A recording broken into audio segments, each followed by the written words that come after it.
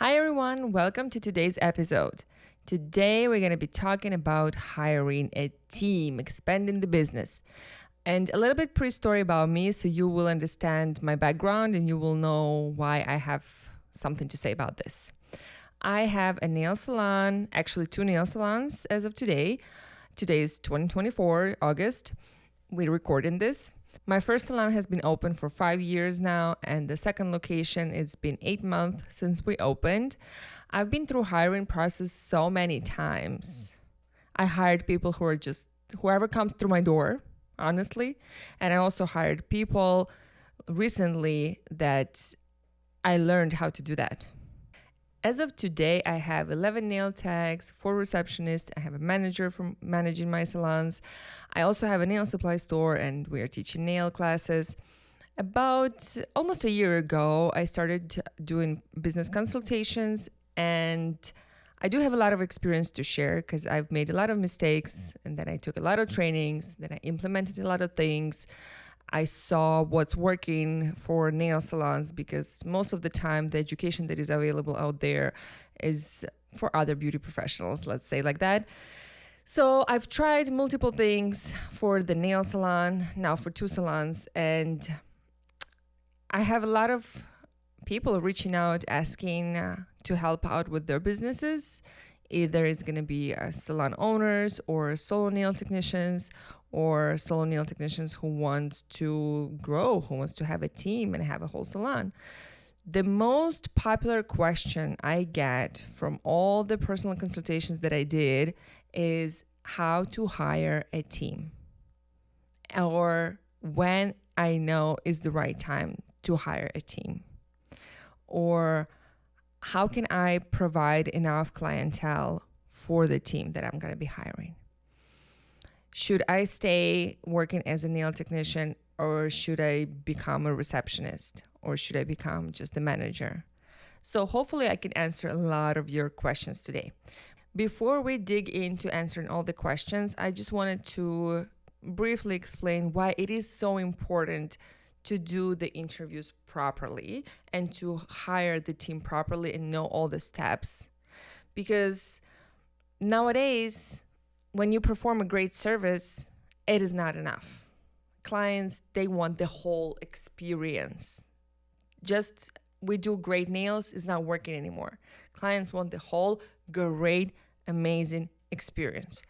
So when you hire in someone, you should look for people who will align with your values, with your beliefs, who will be great team members for your company. Because every company is different, every salon is different, and we have different values, we have different views. Your team members should be the best for you. Hire the right team is so important for the business growth. It directly impacts how the business is going to go. Quality, of course, is important. You want to hire top professionals, right? But also don't forget about the customer service. That is another very, very important part of the business. Great customer service, high quality services, that all combined creates an amazing guest experience. The more satisfied clients we have, they are coming back, they're recommending us to other people, the bigger the business can grow overall. I've heard this from someone else, don't remember, can't give the proper credentials, but when one client is happy with the services that she got, she'll tell her best friend how great the space was. If someone asks her, she will tell how great the space was. But if a customer leaves unhappy, no one has to even ask her or him. The client will tell 10 times more people about the bad experience versus the good experience. So your reputation is very important. And by having the good team that works good together, that follows the guidelines, you will have a great reputation that eventually, again, will promote the business. So for those nail technicians who want to grow their business and they just don't know when is this right point. How would I understand I'm ready to grow my business? The first thing you should check your books. If you're fully booked 4 weeks ahead of time, this is your first sign. I'd also recommend to look at the occupancy rate, to look at the retention rate. Those are very important things too.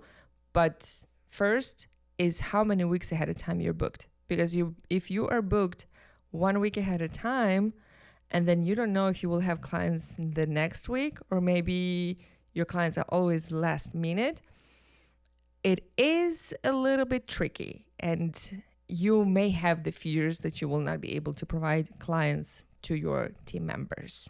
So look at your booking first. Now that we know that all the bookings are great, we have a lot of customers, we need more hands to provide services to those customers.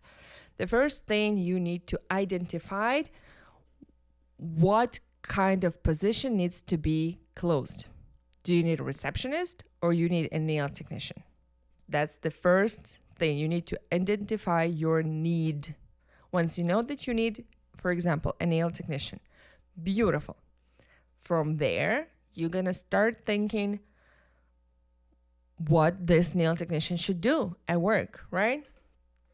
So you are going to create a job description where you're going to put everything you need from the potential team member. What you need to include in the job description, everything you want to see in the person who will be joining your team. Of course, there are some standard things like skill set, customer service, cleanliness, and such, but this is your business. So the job description should be according to your business, okay? So we have the job description for the nail technician that we're looking for. What's next? I hear you. The next one will be you need to decide how do you want to employ this person. Is it going to be a booth rent? Are you going to have this person on commission? Are you going to pay hourly? Also, I highly recommend to take a consultation with an accountant and an attorney. So you will be prepared. You will know all the laws and all the regulations. So you will not make any mistakes. And then eventually you will not have any problems. Also decide for yourself, are you going to provide any trainings for the people that you're hiring, or you want to hire already top-notch professionals? A little side note here. The beginners fresh out of the school, they have to start somewhere too. And there is more of them versus the top-notch nail techs who are looking to change the place of work. If you need more details on that, send me a message. Moving forward, now we have job description. We know what kind of documents we need. We know what kind of qualifications we need. We have everything. What do we do next?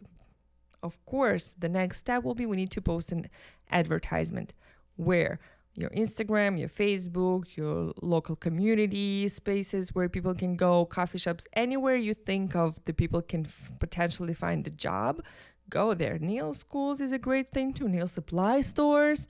There is tons of possibilities. In the posting of the job, remember, you have to sell yourself. You as an employer, you have to sell your business to a potential team member, potential nail technician who will be working at your business. So think of stuff that you offer. Of course, you're going to list a lot of things that you require, but don't forget about what you offer.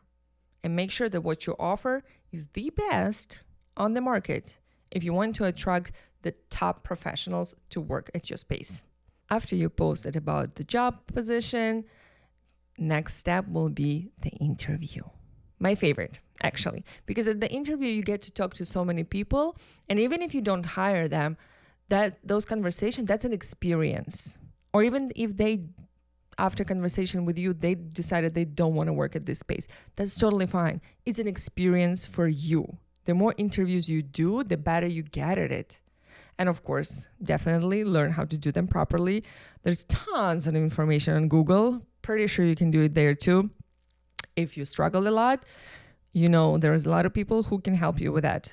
So many coaches. For the interview part, decide, do you want it just to talk, or you also want a practical exam kind of thing?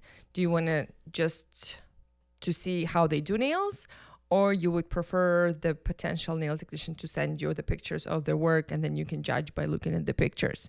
Totally up to you. Both ways work. You can also do group interviews or you can do individual interviews. Benefits of both of them, of course, totally up to you. However, you're comfortable of doing that.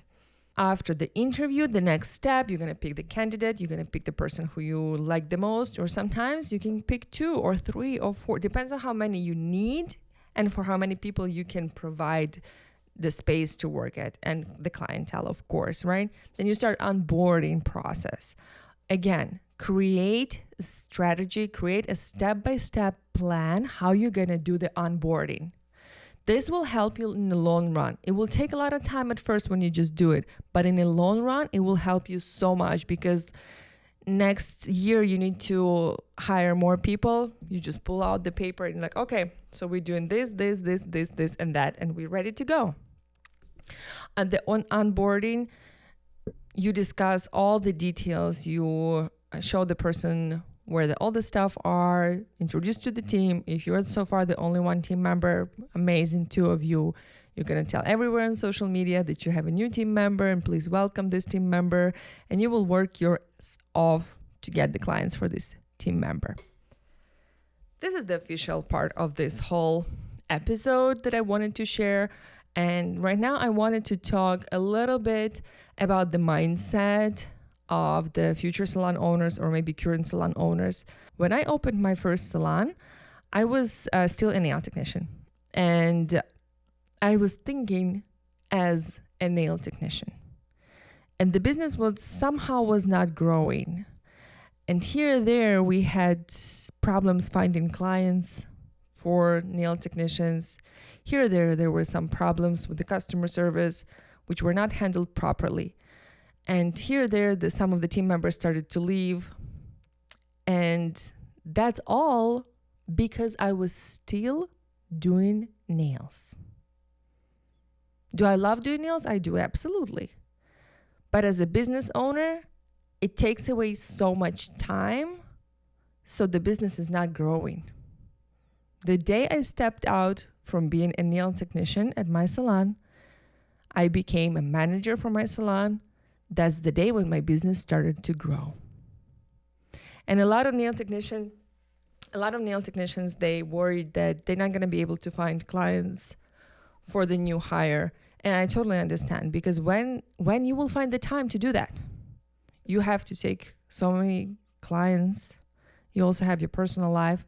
So when you're going to find the time to create a strategy to find new clients for the new team member, put yourself on the place of that new hire.